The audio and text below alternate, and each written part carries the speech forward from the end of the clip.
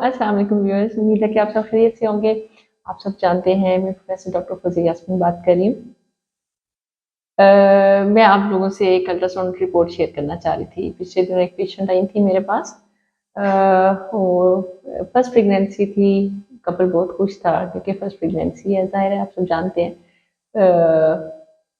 First pregnancy के साथ couple की और फैमिली की क्या फिलिएशन होती है, कितना खुशी वाला फैक्टर होता है सब कि नई फैमिली में एक बेबी आएगा।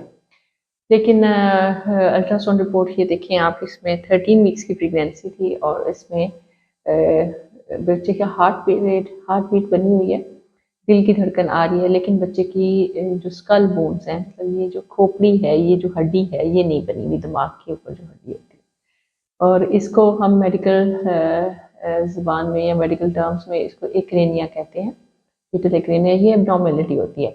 ये ऐसा बनावटी नुक्स है कि जिसमें बच्चे का हार्ट बीट वगैरह वो तो चलती है, लेकिन ये मोहलिक मर्ज है, इसमें बच्चा ज़्यादा देर जिंदा नहीं रहता पैदाइश के बाद। और जैसे ही इसका पता चलता है तो गायनोकोलॉजिस्ट टर्मिनेशन ऑफ प्रेगनेंसी या मिसकैरेज का कहते हैं।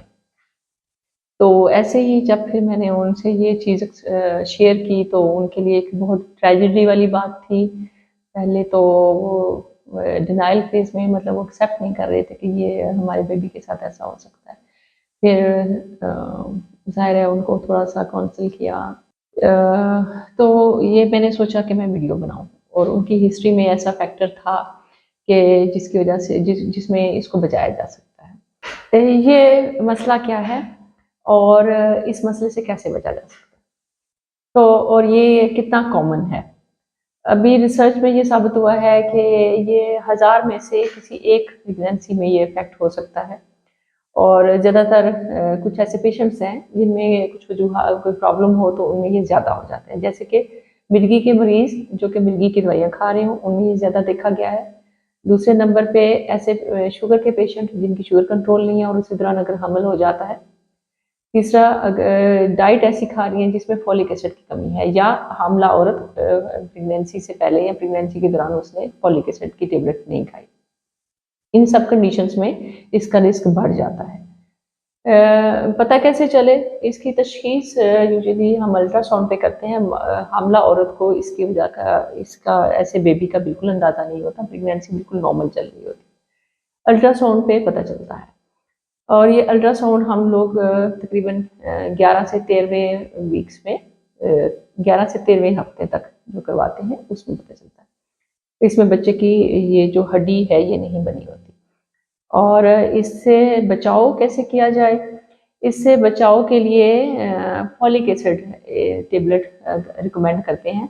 और ये फॉलिक कहा जाता है कि ये रिसर्च ने साबित किया है कि अगर फॉलिक एसिड हमल से 3 माह पहले और जैसे ही हमल कंफर्म हो और वो 3 माह तक जारी रखें, तो इसमें 75% चांसेस कम हो जाते हैं कि ये बच्चे के बनावटी दिमाग के बनावटी नकाइस और ये जो बोन के मसाइल हैं, ये जो हड्डी है ये नहीं बन पा रही, इन सब प्रॉब्लम से बचा जा सकता है 75%। और ये बहुत बड़ी इसकी अच्छा फिगर है कि हम इस तरह से प्रेगनेंसी को बचा सकते हैं। ऐसे पेशेंट्स जिनमें मिर्गी नहीं है, शुगर नहीं है, या मोटापे का शिकार नहीं है, या वो पेशेंट्स जो जिनकी फर्स्ट प्रेगनेंसी है और उनमें कोई ऐसे कोई प्रीवियस कोई पहले से ऐसे एब्नॉर्मल बच्चों की हिस्ट्री नहीं है, तो वो फॉलिक एसिड की जो टेबलेट है वो 400 माइक्रोग्राम वाली ले सकते हैं। कोई भी मेडिसिन खुद से नहीं खाएं, बेहतर है आप अपने गायनेकोलॉजिस्ट से ज़रूर मिलें। और प्रेगनेंसी जब आप प्लान कर रहे हैं तो अपने एक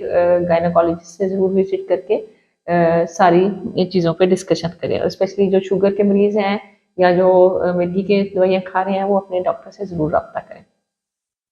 और इसके अलावा अपने डाइट जो खुराक है वो ज़्यादा बैलेंस डाइट लेनी है, और ऐसी खुराक जो जिसमें सब्ज़ पत्तों वाली सब्जियां और सलाद वगैरह ये चीज़ें ज़्यादा।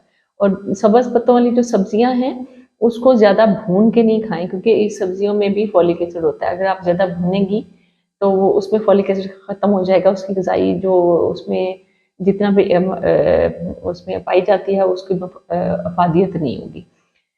इसके अलावा शुगर कंट्रोल होनी चाहिए, आपका मोटापा भी कंट्रोल होना चाहिए। प्रेगनेंसी से पहले मोटापा बैलेंस्ड एक वेट मेंटेन करें। और इसके साथ साथ मैं एक चीज़ और बताना चाहूँगी कि हमल के पहले 3 माह में एक अल्ट्रासाउंड ज़रूर हो जाना चाहिए, जिसमें कि पता चले कि बच्चे के कोई बनावटी नकाइस तो नहीं है, क्योंकि जितनी जल्दी डायग्नोज हो जाएगा, जितनी जल्दी तशखीस हो जाएगी कि एबनॉर्मलिटी है, तो उतनी जल्दी डिलीवरी कराना उसका प्रोसेस थोड़ा आसान हो जाता है। और ये पेशेंट के लिए अपनी मेंटल हेल्थ के लिए भी अच्छा हो जाता है, कपल के लिए भी, और नेक्स्ट प्रेगनेंसी के लिए वो फिर जल्दी प्लान करें।